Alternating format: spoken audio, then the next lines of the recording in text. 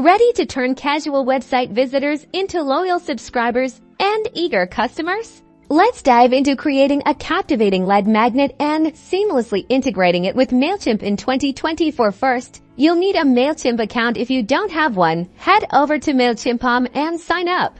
It's free to start.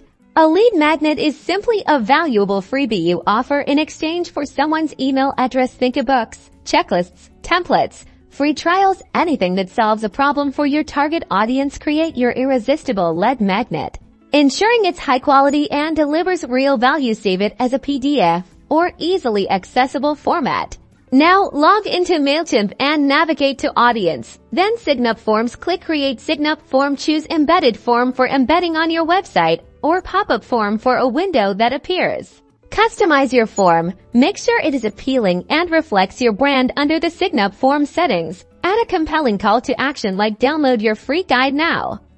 Most importantly, ensure you are asking for the email address. Save your changes. Here's the magic. Go to Automations and create a new automation. Choose Welcome New Subscribers under Trigger. Select Subscribes to List, then refine the trigger to immediately after subscribing.